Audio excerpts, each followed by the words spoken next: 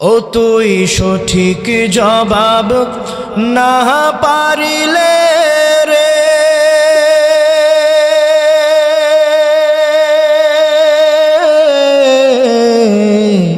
সঠিক জবাব না পারিলে পড়বি ঘোরা ধারে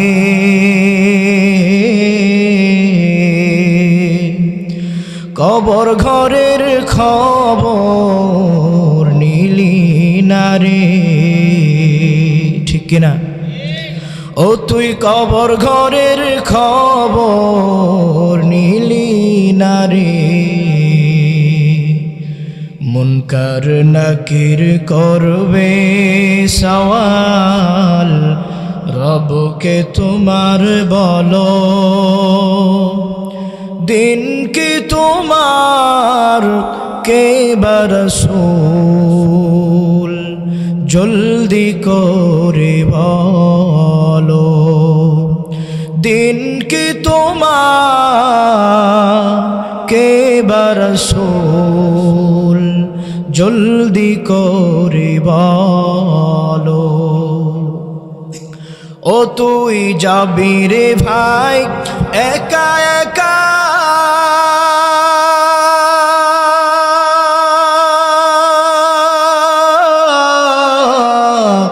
যাবি রে ভাই একা একা অন্ধকার কবরে কবর ঘরের খবর নিলি না রে মুনকার নাকির করবে সওয়াল রবকে তোমার বলো দিন কি তোমার কে রাসূল জলদি করে বলো দিন কি তোমার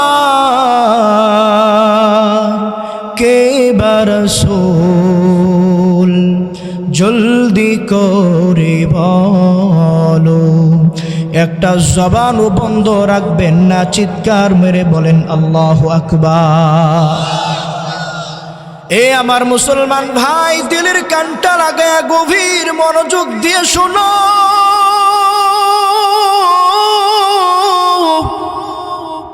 ভূমিকার দিকে যাব না সময় বড় অল্প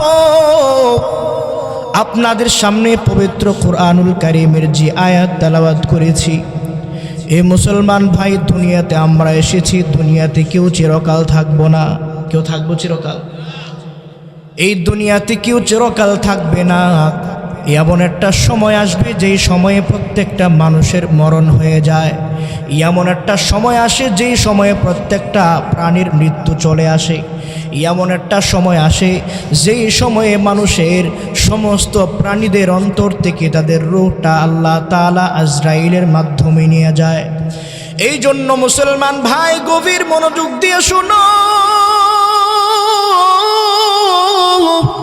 আল্লাহ পাক রব্বুল আলামিন কুরআনুল কারীমের সূরা আবাসাত আল্লাহ পাক রব্বুল আলামিন এই সূরার মধ্যে ডাক দিয়ে বলেন মিন আইয়ি শাইইন খালাকা ও পৃথিবীর মানুষ তোমাদের কাছে জিজ্ঞেস করতে চাই আল্লাহ তাআলা তোমাদেরকে কোত্থেকে সৃষ্টি করলেন আল্লাহ পাক রব্বুল আলামিন তার রাসূলকে জানায় দেয় হাবিব আমার আপনি বলেন তো দেখি আপনার উম্মতদেরকে জানায়া দিন আল্লাহ তাআলা নিজেই প্রশ্ন করেন মিন আইয়ি শাইইন খালাকা আল্লাহ তাআলা মানুষদেরকে কোন জিনিস থেকে সৃষ্টি করেছেন কোন জায়গা থেকে আল্লাহ তাআলা সৃষ্টি করেছেন আল্লাহ তাআলা তার পরের আয়াতে নিজে জবাব দিয়ে দেয় মিন নুতফা আল্লাহ তাআলা এক ফোঁটা পানি থেকে প্রত্যেকটা মানুষকে সৃষ্টি করেছেন সুবহানাল্লাহ আল্লাহ পাক রব্বুল আলামিন জানায় দেয় মানুষ শোনো দুনিয়ার জমিনে তুমি কোনো অহংকার করবা না রে মুমিন, কারণ তোমার সৃষ্টিটা বড় নাপাক। এক ফোঁটা পানি থেকে তোমাকে আল্লাহ পাক রব্বুল আলামিন একটা নাপাক পানি থেকে বানাইলেন। মিন নুতফাতিন খলাকাহু ফাকদ্দারা। এই যে আল্লাহ তাআলা নাপাক পানি থেকে বানাইলেন, বানানোর পরে আপনাকে একটা সুন্দর দেহ দান করলেন, আপনাকে আল্লাহ পাক রব্বুল আলামিন সুগঠিত করে দিলেন। খলাকাহু ফাকদ্দারা সুম্মা সাবিলা ইয়াসসারা। আল্লাহ পাক রব্বুল আলামিন জানায় দেয়, ও মানুষ শোনো, এক ফোঁটা নাপাক পানি থেকে তোমাদেরকে বানাইয়া একটা দেহের আকৃতি দান করিলাম।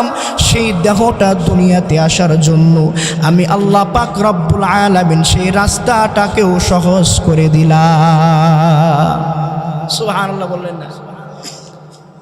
একজন বাচ্চা কিভাবে দুনিয়াতে আসবে, আল্লাহ পাক রব্বুল আলামিন সেই সব পন্থাগুলো এতটা সহজ করেছেন যে মায়েরা সেই সময়ে প্রচুর বেদনা হয়, তাদের কষ্ট হয়, তারপরেও সেই বেদনাটা কষ্টটা সহ্য করার ক্ষমতা আল্লাহ পাক রব্বুল আলামিন দিয়েছেন। সুবহানাল্লাহ। আল্লাহ বলেন সুম্মা সাবিলা ইয়াসসারা সুম্মা আমাতাহু ফাআকবারা। শ্বাস টানতেছে, কথার শ্বাস টানতেছে কেন?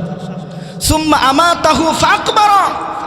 দুনিয়াতে আসলা বান্দা, দুনিয়াতে তুমি চলাফেরা করলা, সব কিছু করলা, একটা সময় এমন আসবে সুম্মা আমাতাহু বান্দা, তোমার মরণ চলে আসবে, তোমার দেহ থেকে রূহটা চলে যাবে, তুমি আল্লাহর জিম্মায় চলে যাইবা। দুনিয়ার ক্ষমতা বাহাদুরি, দুনিয়ার সব কিছু তোমার কাছে রয়ে যাবে, কিছুই থাকবে না। সুম্মা আমাতাহু, আল্লাহ তোমাকে মরণ দান করবেন। ফাআকবারা, মরণের পরে আল্লাহ পাক রব্বুল আলামিন সেই দেহটাকে হেফাজত করার জন্য, নিরাপদ করার জন্য কবরস্থ করারও আল্লাহ তাআলা সিস্টেম করে দিয়েছেন। সুবহানাল্লাহ। যদি কবর দেওয়ার সিস্টেম না থাকতো তাহলে মানুষের লাশ শেয়াল কুকুরে টেনে খাইতো, ঠিক কিনা বলেন? পাখি পশু এইগুলো মানুষের দেহ তারা ছিন্ন ভিন্ন করে খাইতো, কিন্তু আল্লাহ তাআলা মুমিন বান্দার দেহটাকে, একজন মুমিন বান্দা জীবিত থাকলেও যেমন তার দাম, মৃত্যুর পরেও তার দাম, যার কারণে আল্লাহ তাআলা এই মুমিন বান্দার লাশটাকে এমন একটা সিস্টেম করে দিয়েছেন যে কবরস্থ করবে যাতে করে সেখানে কোনো পশু, কোনো শেয়াল কুকুর আক্রমণ করতে না পারে, ঠিক কিনা বলেন? এই আয়াত দ্বারা বুঝাইতে চাইলাম মানুষ মারা যাবে এবং কবরস্থ হবে। হবে কি হবে না? দুনিয়াতে কে কে চিরকাল থাকবেন? হাত ওঠান তো দেখি। কেউ থাকবেন না, সবাইকে চলে যাওয়া লাগবে, ঠিক কিনা বলেন? কথা কি বুঝতেছেন আপনারা? এই পরিবেশটা সুন্দর করার জন্য একটু সামনে আগায় বসেন তো। ওই যে পিছনে যে সমস্ত ভাইয়েরা আছেন একটু সামনে আগায় বসেন। ভিজে গেছে গা, আয় হায় রে। আচ্ছা যাই হোক, মজলিসের সৌন্দর্য হলো যে ফাঁকা জায়গা থাকলে শয়তান সেখানে আক্রমণ করে, শয়তান ধোঁকা দেয়। এই জন্য মাঝে মধ্যে দেখবেন কিছু দুলাভাই আছে মাহফিল থেকে উঠে আস্তে আস্তে চলে যায়, আছে না নাই? আপনারা কি থাকবেন না চলে যাবেন? আসেন, শেষ পর্যন্ত আসেন। শেষ পর্যন্ত থাকবেন না কারা কারা? হাত উঠান তো। সবাই থাকবেন? আল্লাহ তাআলা কবুল করুন, জোরে বলেন আমিন। এই জন্য মাহফিলের আসলে সৌন্দর্য হলো যে ফাঁকা জায়গা পূরণ করে বসতে হয়, আলোচনায় ঢুকবো। আল্লাহ তাআলা যে মৃত্যু দিবেন এবং কবরস্থ করার যে বিধান আল্লাহ তাআলা দিয়েছেন, চিরকাল কেউ থাকে নাই, সেটা ইনশাআল্লাহ বুঝাইয়া দিব। সবাই মনোযোগ দিয়ে শুনবেন তো? আল্লাহ পাক রব্বুল আলামিন কবুল করেন, সকলে পড়ুন আমিন।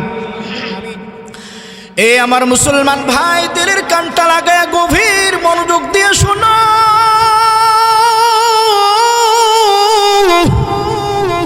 এই দুনিয়ার জমিনে চিরকাল কেউ থাকতে পারে না। আল্লাহর হাবিব সাল্লাল্লাহু আলাইহি ওয়াসাল্লাম যখন দুনিয়ার জমিনে আগমন করলেন, আস্তে আস্তে বড় হইলেন, আল্লাহ পাক রব্বুল আলামিন তার রাসূলকে একটা সময় নবুয়ত দান করলেন। আল্লাহর রাসূল সাল্লাল্লাহু আলাইহি ওয়াসাল্লামকে আল্লাহ তাআলা বিয়ে করার জন্য একজন নারী নির্বাচন করলেন, যার নাম ছিল খাদিজা। খাদিজা রাদিয়াল্লাহু আনহা আমার আপনার নবীজির প্রথম স্ত্রী। খাদিজা রাদিয়াল্লাহু আনহা ছিলেন একজন ডিভোর্সি নারী। আল্লাহর রাসূল সাল্লাল্লাহু আলাইহি ওয়াসাল্লাম খাদিজা রাদিয়াল্লাহু আনহা ছিলেন বিধবা নারী। আল্লাহর রাসূল সাল্লাল্লাহু আলাইহি ওয়াসাল্লাম খাদিজা রাদিয়াল্লাহু আনহাকে বিয়ে করলেন। খাদিজা রাদিয়াল্লাহু আনহা তার সব সম্পদগুলা নবীজির কদমের মধ্যে তিনি সব কিছু বিসর্জন করে দিয়েছেন। খাদিজা রাদিয়াল্লাহু আনহা নবীজিকে এত পরিমাণ সম্মান করতেন, আপনাদেরকে বুঝাতে চাই খাদিজা রাদিয়াল্লাহু আনহা যখন দুনিয়া থেকে চলে যান তার অবস্থাটা কেমন ছিল। আল্লাহর রাসূল সাল্লাল্লাহু আলাইহি ওয়াসাল্লামের যতগুলা বিবি ছিলেন সবগুলা বিবির মধ্যে সবচাইতে প্রিয় বিবি ছিলেন যার নাম হলো খাদিজা। হযরতে আয়েশা রাদিয়াল্লাহু আনহা নবীজিকে ডাক দিয়ে বলে, স্বামী আমার এমন কি কারণ আছে যেই কারণে আপনি খাদিজা রাদিয়াল্লাহু আনহাকে এত বেশি মুহাব্বত করেন? খাদিজা রাদিয়াল্লাহু আনহার মধ্যে এমন কি ছিল যেটা আমাদের মধ্যে নাই? আমার আপনার নবী সাল্লাল্লাহু আলাইহি ওয়াসাল্লাম সেই আয়েশার কথাটা শুনিয়ে কিছুটা রাগান্বিত হয়ে গেলেন। পয়গম্বর ডাক দিয়ে বলে, আয়েশা রে, তোমরা জানো না খাদিজা কেন আমার কাছে এতটা প্রিয় ছিল? কারণ এই জমিনের মধ্যে আল্লাহ পাক রব্বুল আলামিন আমাকে এতিম অবস্থায় প্রেরণ করেছেন। আজ হযরতে খাদিজা রাদিয়াল্লাহু আনহা আমি নবীজির এমন সময় সঙ্গী ছিল, আমি নবীজির এমন সময় সাথী ছিল যেই সময়ে আমি নবীর পাশে কোনো মানুষ ছিল না। পয়গম্বর ডাক দিয়ে বলে, আয়েশা রে শোনো, তোমরা তো আমার সুখের দিনের সাথী, কিন্তু খাদিজা রাদিয়াল্লাহু আনহা শুধুমাত্র আমার সুখের দিনের সঙ্গী ছিলেন না, বরং খাদিজা রাদিয়াল্লাহু আনহা আমার দুঃখের দিনের সর্বোচ্চ সঙ্গী। আল্লাহু আকবার। সুখের দিনে তো অনেক মানুষকে পাওয়া যায়, দুঃখের দিনে কয়জনকে পাওয়া যায়? দুঃখের সময় যারা থাকে এরাই প্রকৃত বন্ধু। দেখবেন আপনি যখন বিপদে পড়ে গেছেন, আপনার 20,000 টাকা দরকার, আপনার দুইটা বন্ধু জানে যে আপনি বিপদে পড়ছেন, টাকা দরকার, এরপর দিন থেকে দেখবেন আপনার বন্ধু আপনার দেখলে অন্য রাস্তা দিয়ে যায়। আপনি ফোন দিলে ফোন রিসিভ করে না, আসে না নাই? এই জন্য সুখের দিনের চাইতে দুঃখের দিনে যারা পাশে থাকে তারাই হলো প্রকৃত।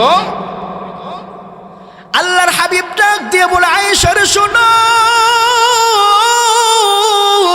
আমি রাসূলের যখন কোনো সম্পদ ছিল না, আমি নবীজির যখন কোনো শক্তি ছিল না, আমি নবীজি যখন অসহায়ত্বের মধ্যে পড়ে গিয়েছিলাম, আমি নবীজিকে যখন মানুষগুলা কষ্ট দিত, আমার কোনো অভিভাবক ছিল না, ওই সময় আমি খাদিজাকে বিবি হিসাবে গ্রহণ করলাম।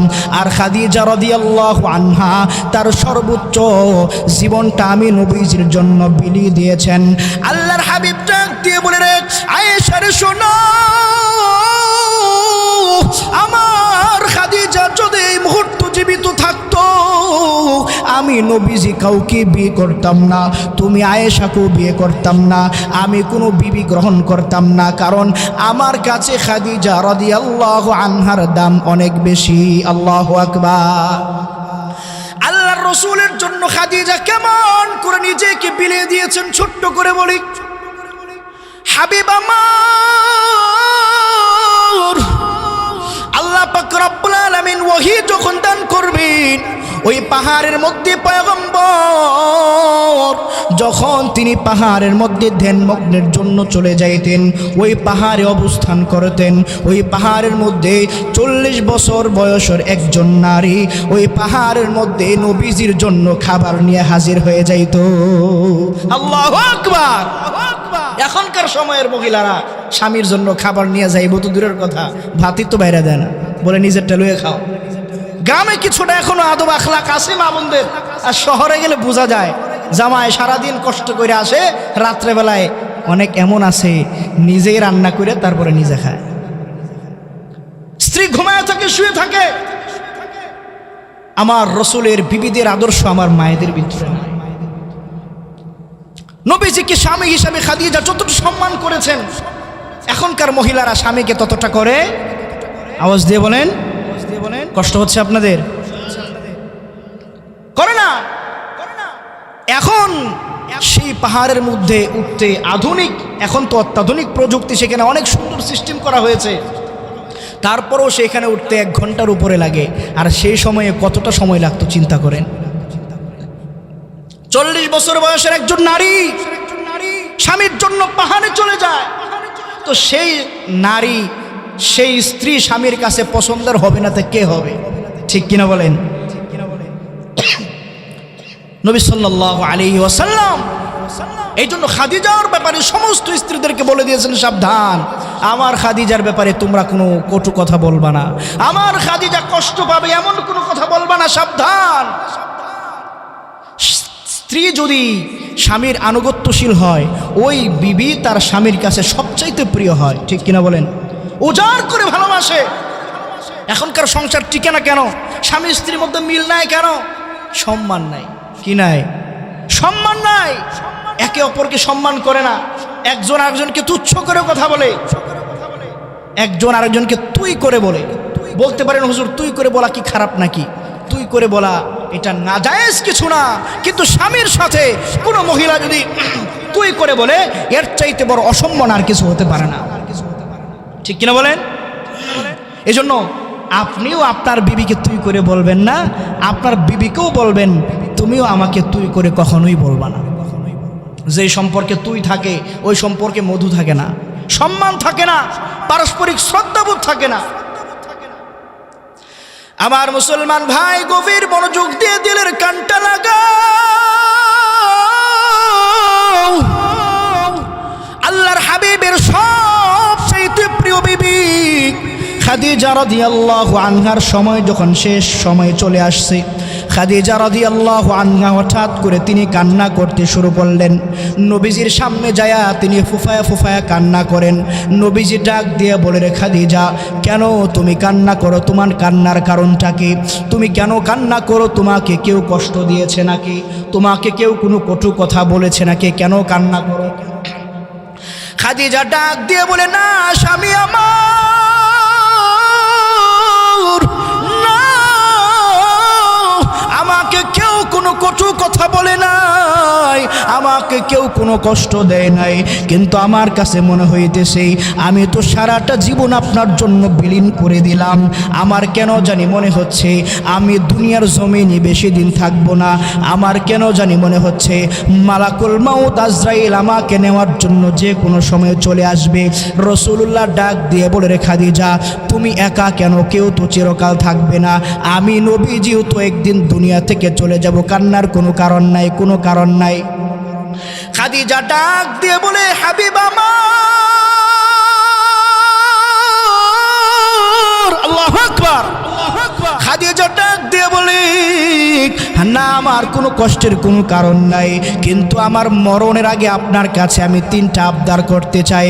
আমি তো সারা জীবন আপনার জন্য সব কিছু করে গেলাম, আপনার কাছে 3টা আবদার করতে চাই, আপনি আমার সেই 3টা আবদার পূরণ করবেন।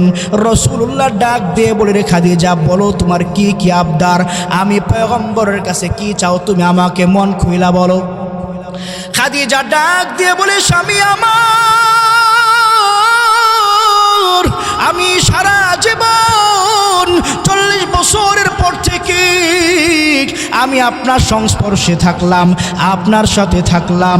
আমার কেন জানি মনে হয় অন্ধকার কবরে যাওয়ার পরে যদি আযাবের ফেরেশতার হাতে আমি ধরা পড়ে যাই, আল্লাহর ফেরেশতাদের জবাব যদি আমি দিতে না পারি, যদি আমি আল্লাহর জাহান্নামের আসামি হয়ে যাই, আমার খুব ভয় হয়। ইয়া রাসূলুল্লাহ, আমি যখন মারা যাব, আমি মারা যাওয়ার পরে আমার গোসলের পরে আমাকে যে কাপড় দিয়ে কাফন পরাবেন সাধারণ কোনো কাপড় না, বরং আপনার গায়ের কোনো জুব্বা দিয়ে আমি খাদিজাকে পেঁচাইয়া কবরে নামায়া দিবেন। আল্লাহু আকবার। খাদিজা ডাক দিয়ে বলে, স্বামী আমার, এই জমিনের মধ্যে আপনার মতো আল্লাহর প্রিয় মানুষ পুরুষ আর কেউ নাই। ইয়া রাসূলুল্লাহ, আপনার গায়ের জামা যদি আমি খাদিজার গায়ের মধ্যে জড়ানো থাকে, আল্লাহ পাক রব্বুল আলামিন সেই জুব্বার বদৌলতে, ওই গায়ের জামার বদৌলতে আল্লাহ হয়তো আমারে মাফ কইরা দিবে। সুবহানাল্লাহ। রাসূলুল্লাহ ডাক দিয়ে বলে, খাদিজারে বলো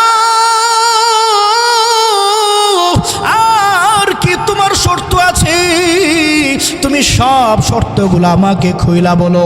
খাদিজা রাদিয়াল্লাহু আনহা 2 নাম্বার আবদার করলেন, আমি যখন মারা যাব, আমাকে যখন অন্ধকার কবরের মধ্যে রাখবেন, ওই কবরে রাখার আগে আপনি নবী সেই কবরের মধ্যে একবার শুইবেন, আপনার গায়ের মধ্যে যেন সেই কবরের ধুলাবালিগুলা লাগে, যাতে করে আপনার সেই গায়ের ধুলাবালির কারণে আল্লাহর আযাবের ফেরেশতারা কবরে আসতে না পারে। আল্লাহর রাসূল ডাক দিয়ে বলে, খাদিজা বলো 3 নাম্বার তোমার কি আবদার? খাদিজা রাদিয়াল্লাহু আনহা ডাক দিয়ে বলে, ইয়া রাসূলুল্লাহ, আমাকে যখন অন্ধকার কবরের মধ্যে রেখে চলে আসবেন, আমাকে কবরস্থ করে সবাই তো চলে যাবে, কিন্তু আপনি নবীজি আমাকে রাইখা যাবেন না। আপনি যদি আমাকে রাইখা চলে যান, ওই ফেরেশতাদের সওয়ালের জবাব যদি আমি দিতে না পারি, রাসূলুল্লাহ ডাক দিয়ে বলে, তাহলে কি করব আমি? খাদিজা ডাক দিয়ে বলে, স্বামী আমার, আপনি সেই সময় আমার পাশে থাকিয়া ওই ফেরেশতাদের প্রশ্নের জবাবগুলো আপনি নিজে দিয়ে দিবে। হে মুসলমান, দিলের কানটা লাগায় শোনো, খাদিজা রাদিয়াল্লাহু আনহা যখন ইন্তিকাল হয়ে যায়, আল্লাহর হাবিব সাল্লাল্লাহু আলাইহি ওয়াসাল্লাম নিজের জামা দিয়া খাদিজা রাদিয়াল্লাহু আনহাকে পেঁচায়া, এরপরে 2 নাম্বার আবদারটাও পূরণ করিয়া খাদিজা রাদিয়াল্লাহু আনহাকে যখন কবরস্থ করে ফেললেন, ওই কবরস্থ করার পরে পয়গম্বর আমার কবরের কাছ থেকে যায় না, আল্লাহ পাক রব্বুল আলামিন ফেরেশতাদেরকে পাঠায় দেয়। ফেরেশতা এসে ডাক দিয়ে বলে, ইয়া রাসূলুল্লাহ, কি ব্যাপার, আপনি কেন যান না? সবাই তো চলে গেল। পয়গম্বর আমার আল্লাহকে ডাক দিয়ে বলে, আল্লাহ, আমি খাদিজার সাথে ওয়াদা করেছি, খাদিজার ফেরেশতাদের প্রশ্নের জবাবগুলো আমি নবীজি নিজে দিয়ে দিব। আল্লাহ পাক রব্বুল আলামিন ফেরেশতাকে জানায় দেয়, এ ফেরেশতা আমার হাবিবকে জানায় দাও, না না, আপনার খাদিজার কবরস্থানের পাশে থাকা লাগবে না, আপনার খাদিজার প্রশ্নের জবাবগুলা আমি স্বয়ং আল্লাহ নিজেই দিয়ে দিব। আল্লাহু আকবার। এ আমার পর্দার আড়ালের মা, তোমাদেরকে বুঝাইতে চাই রে মা, স্বামীর আনুগত্য করো, এই দুনিয়াতে কেউ চিরকাল থাকবে না। হযরতে খাদিজা নবীজির বিবি হওয়া সত্ত্বেও কবরের আযাবের ভয় ছিল কি ছিল না?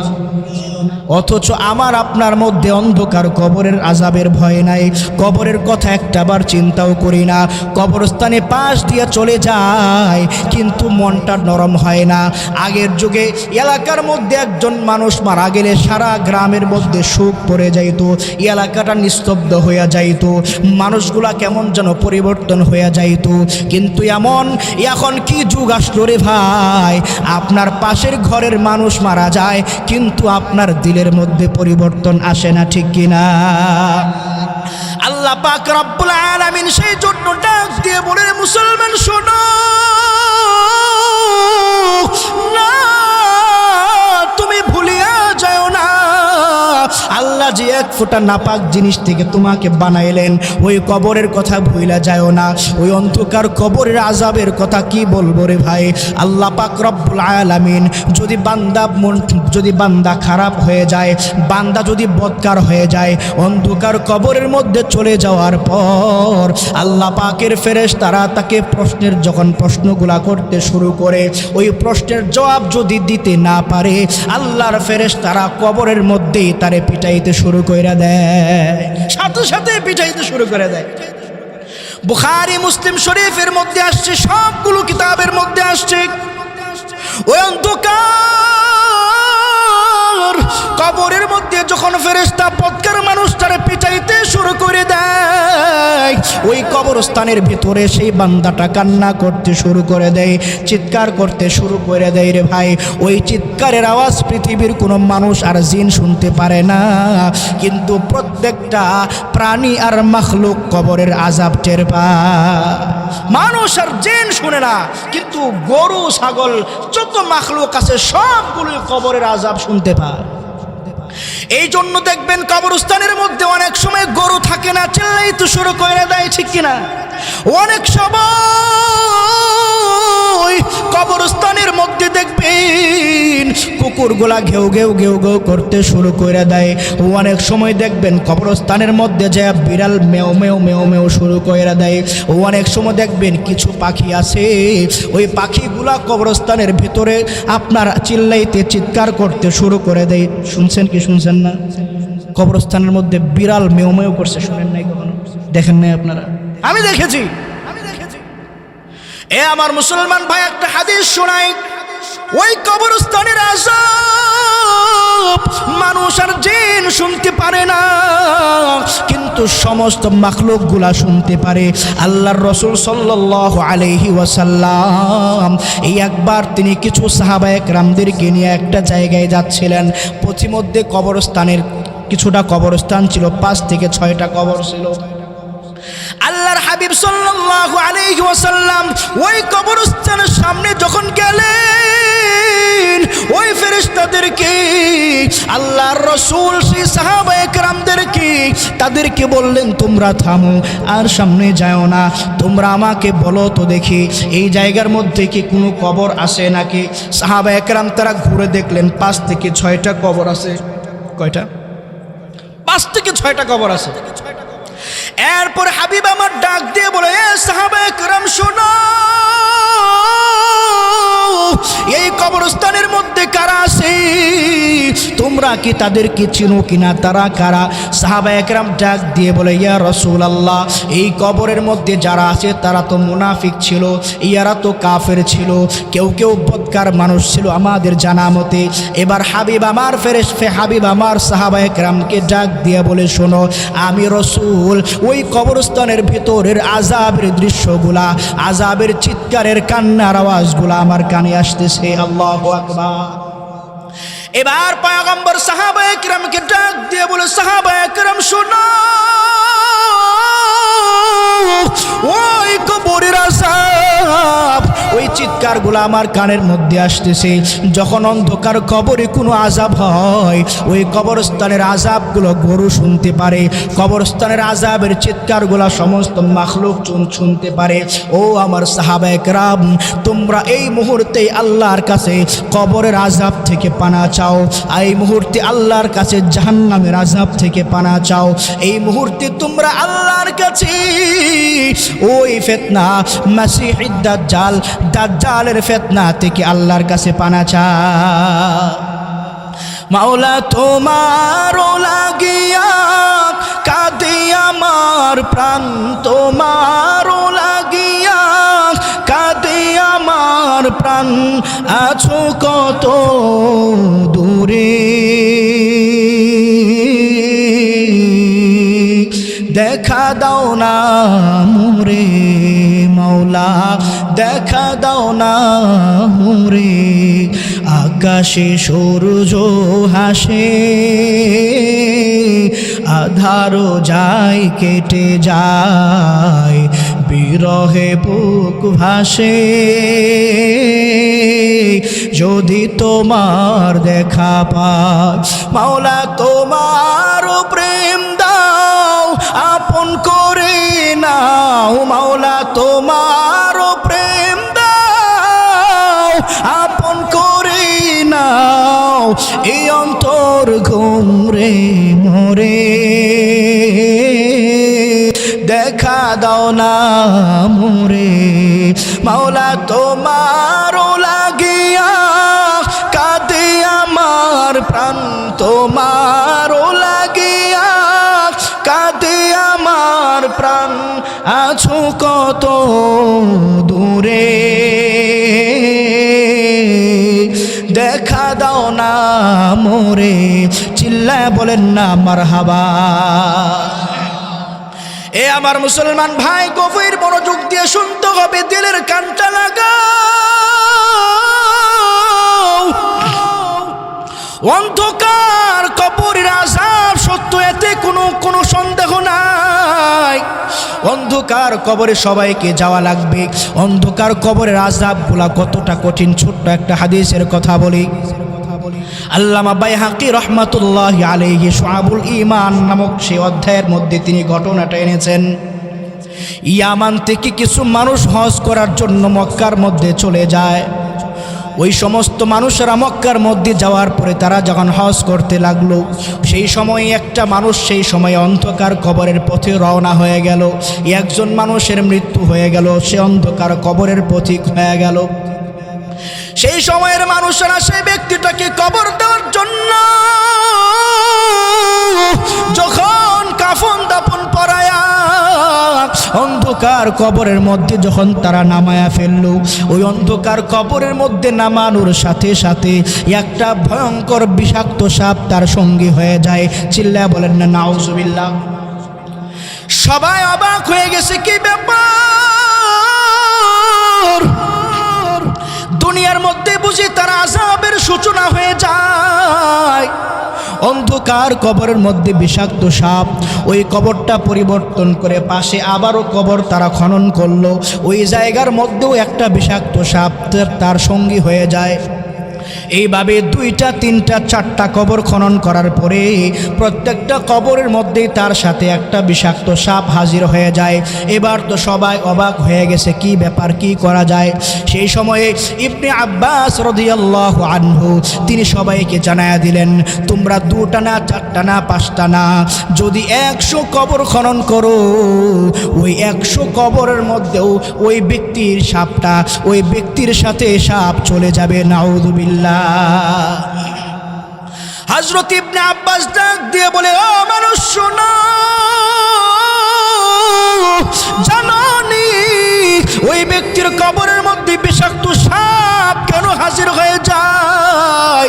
ওই ব্যক্তিরা যখন দুনিয়ার জমিনে জীবিত ছিল, সে একটা তরকারি ব্যবসা করত, দোকানদার ছিল।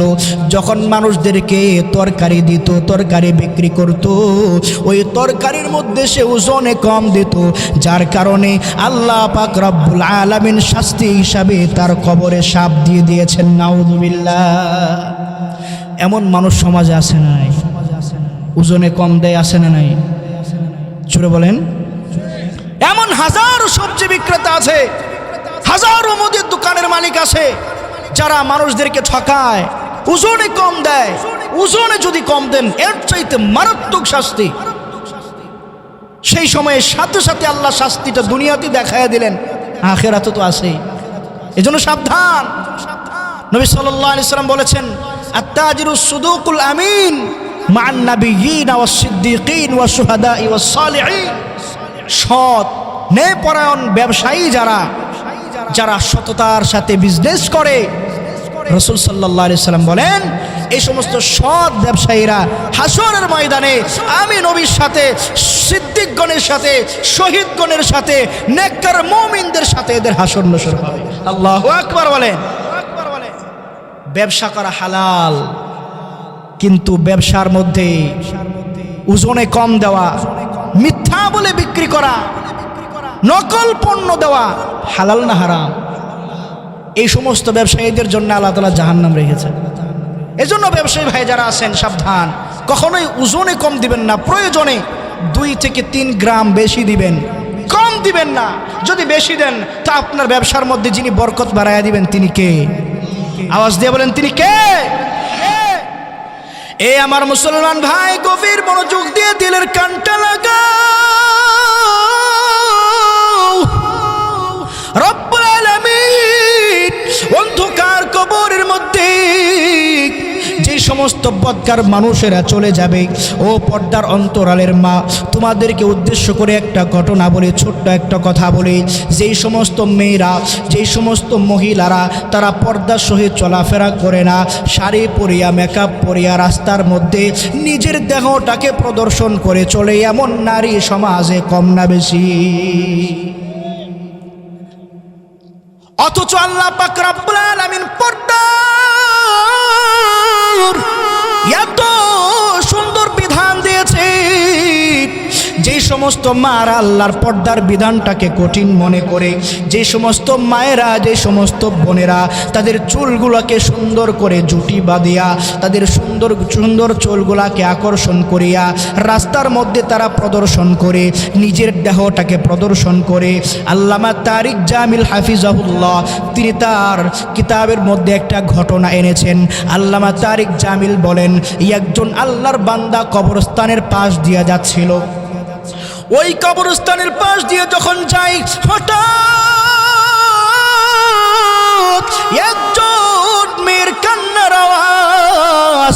ওই মেয়ে ডাক দিয়ে বলে, কে আছো গো, কে আমার কবরের পাশ দিয়ে যাও, আমাকে তুমি উঠায় নাও।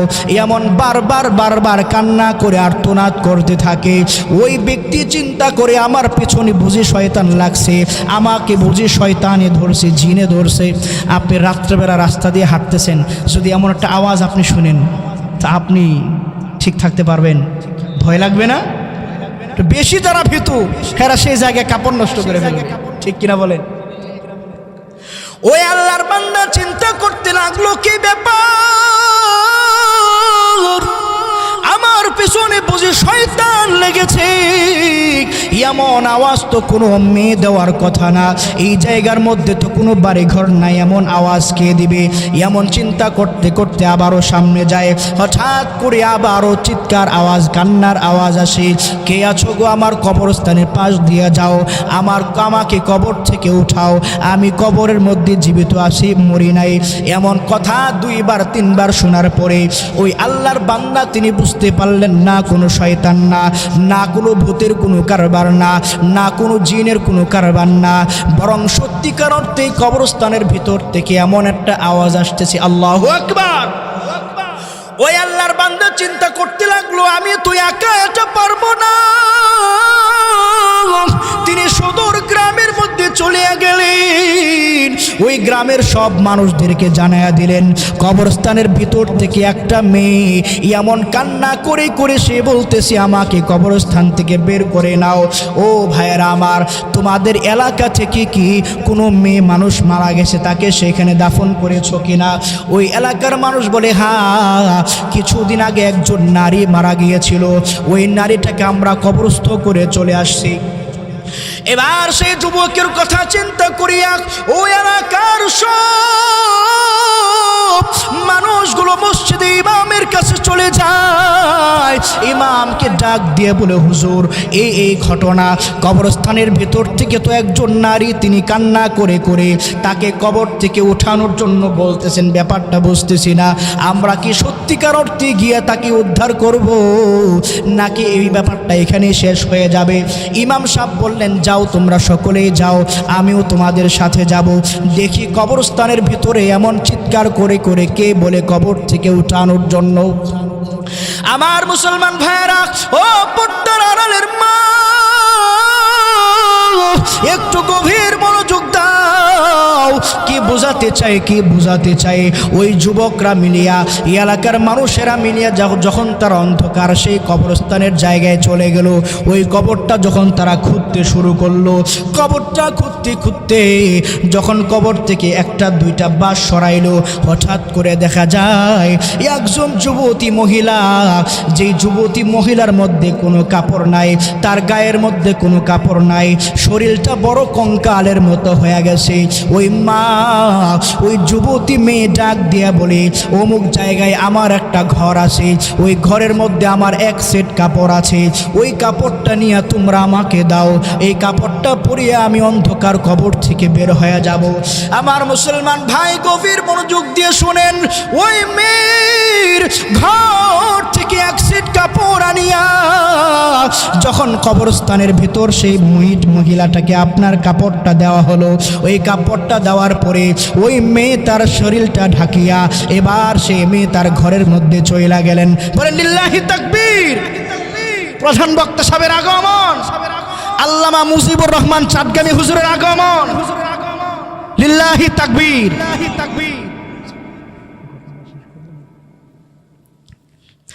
আমার মুসলমান ভাই, গভীর মনোযোগ দিয়ে দিলের কানটা লাগাও।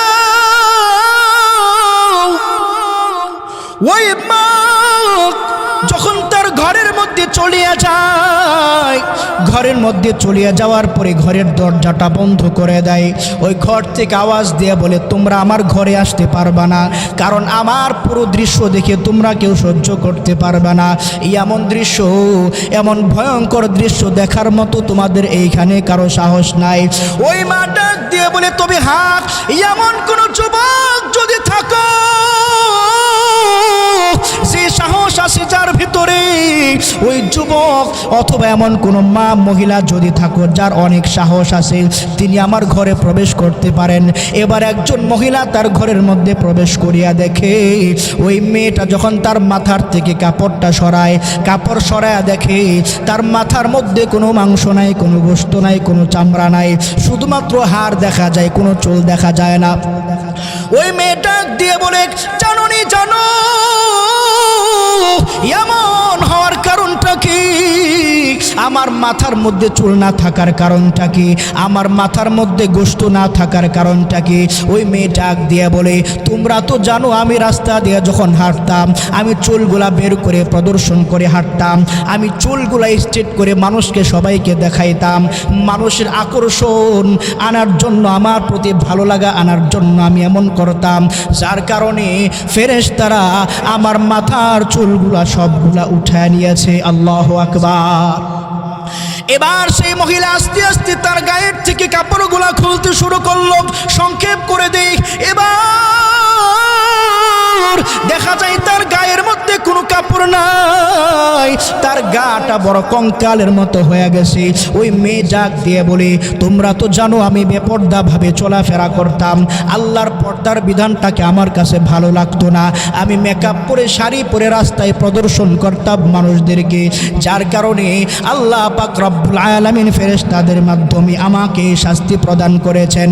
আমি তোমাদেরকে জানাইতে চাই, ও আমার বোনেরা, ও আমার মায়েরা, ও আমার চাচিরা, যখন রাস্তা দিয়ে হাঁটবা নিজেকে প্রদর্শন করবা না।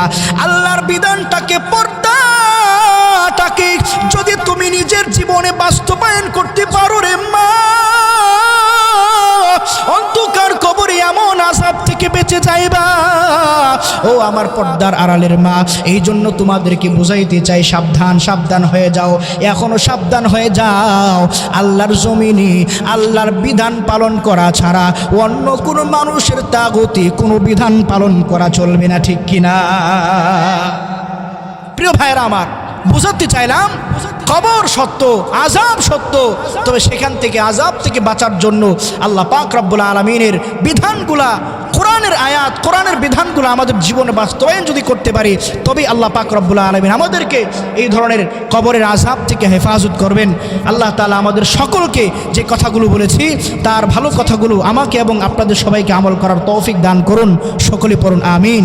ওয়া আখিরু দাওয়ানা আনিল হামদুলিল্লাহি রাব্বিল আলামিন।